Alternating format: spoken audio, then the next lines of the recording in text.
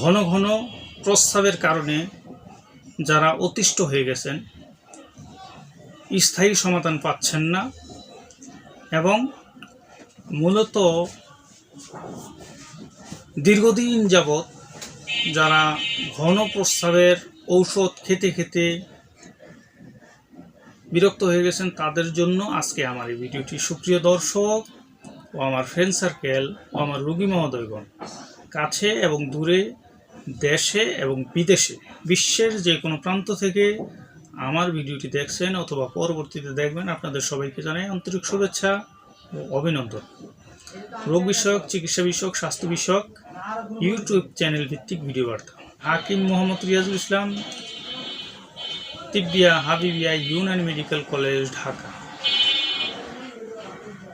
আজকে আমি আপনাদের মাঝে আলোচনা করব মূলত ঘন ঘন প্রস্রাবে যারা ভুগছেন তাদের জন্য আয়ুর্বেদিক মেডিসিন নিয়ে আপনাদের মাঝে আলোচনা করব। ভিডিওটি সম্পূর্ণ দেখার অনুরোধ রইল। আর আমার চ্যানেলে যারা একেবারেই নতুন তাদেরকে আমার চ্যানেলটি সাবস্ক্রাইব করার অনুরোধ রইল। সুপ্রিয় দর্শক, ঘন প্রস্রাব মূলত কি? অনেকের ঘন প্রস্রাবের মধ্যে মূত্রকিচ্ছতা বা প্রস্রাবে জ্বালা পোড়া, ওই ঘন প্রস্রাব এবং অত্যাধিক ঘন প্রস্রাব দুইটি রোগ একত্রে মিলিয়ে ফেলে। যাদের ঘন ঘন প্রস্রাব হয়, প্রস্রাবে জ্বালা পোড়া থাকবে না। আমি আবার বলছি, যাদের ঘন প্রস্রাব হয়, ঘন প্রস্রাবের সাথে কোনো জ্বালা পোড়া থাকবে না। প্রস্রাবের রং হলুদ, তাও হবে না। প্রস্রাবের রাস্তায় কিটকিট কিটকিট করে কামড়ানো, তাও থাকবে না। তাহলে মূলত আজকে আমি কি নিয়ে আলোচনা করছি আপনারা বলতে পারেন। মূলত আমি আপনাদের মাঝে আলোচনা করতে যাচ্ছি 5 বার, 10 বার, 15 বার বা 20 বার দিনে এবং রাতে প্রস্রাব হয়, প্রস্রাবের পরিমাণ বেশি হয়। আমি আবারও বলছি, প্রস্রাবের পরিমাণ বেশি হয়। প্রস্রাবে কোনো জ্বালা পোড়া, ব্যথা বেদনা নেই, কিন্তু পরিমাণে প্রস্রাবে বেশি হয়, অল্প নয়। যাদের কিটকিট কিটকিট করে কামড়ায় এবং প্রস্রাবের রাস্তায় জ্বালা পোড়া হয়, প্রস্রাবের রং হলুদ এবং প্রস্রাব 2-3 নালে হয়, তাদের রোগের সাবজেক্ট আলাদা। আর আজকে আমার এই ঔষধের এবং এর চিকিৎসাই আলাদা। মূলত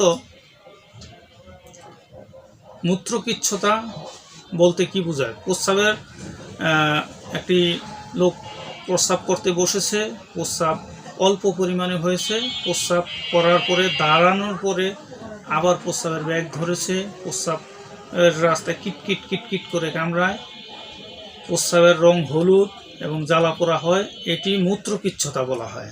আর প্রস্রাবের পরিমাণ বেশি, প্রস্রাবে কোনো জ্বালা পোড়া নাই, প্রস্রাবের রং হলুদও নাই, প্রস্রাবের ধারণ ক্ষমতা এবং ধরে রাখার ক্ষমতা নেই বললেই চলে। প্রস্রাব ঘন ঘন হয় অথবা রাতে বাড়ে বা বৃষ্টির সিজন হলে বেড়ে যায়, শীতকালে বেড়ে যায়, এটিকে ঘন প্রস্রাব বলা হয়। আর ঘন প্রস্রাবে কোনো জ্বালা পোড়া থাকবে না এবং প্রস্রাবের রঙও হলুদ হবে না। প্রস্রাবের সাথে শর্করা যেতে পারে। সেই সকল রোগীর ক্ষেত্রে অনেক সময় আপনারা ডায়াবেটিস পরীক্ষা করতে পারেন। অনেক সময় ডায়াবেটিসের কারণেও ঘন প্রস্রাব হতে পারে। আর ঘন প্রস্রাবের রোগীর গলা শুকিয়ে যাবে এবং শরীর আস্তে আস্তে দুর্বল নিস্তেজ হয়ে যাবে এবং মেধাশূন্য হতে পারে। তাছাড়া ঘন প্রস্রাবের কারণে রোগী আস্তে আস্তে দুর্বল হতে পারে। আপনাদের মাঝে আমি একটি সিরাপ নিয়ে আলোচনা করব। এর নাম জামবাদারিস্ট। আপনারা স্ক্রিনে দেখতে পাচ্ছেন, এর নাম জামবাদারিস্ট। এটি আয়ুর্বেদিক মেডিসিন। আয়ুর্বেদিক মেডিসিন মানে ভেষজ গাছগাছড়া, লতাপাতা, ফলমূল, শিকড় বাকড়ের মাধ্যমে প্রস্তুত সম্পূর্ণ আয়ুর্বেদিক ফর্মুলার মতো। এর মধ্যে দেওয়া আছে পাকা জাম, জামের বিচি, থানকুনি পাতা এবং তেলাকুচা এবং অন্যান্য আরও বেশ কিছু ভেষজ উপাদানের সমন্বয়ে প্রস্তুত, তাই সম্পূর্ণ নিরাপদ এবং পার্শ্ব প্রতিক্রিয়া মুক্ত। এর মধ্যে এটি যে সকল রোগীর ক্ষেত্রে প্রয়োগ করা হয়ে থাকে বিভিন্ন হাকিম এবং কবিরাজগণ অথবা আপনি সেবন করবেন।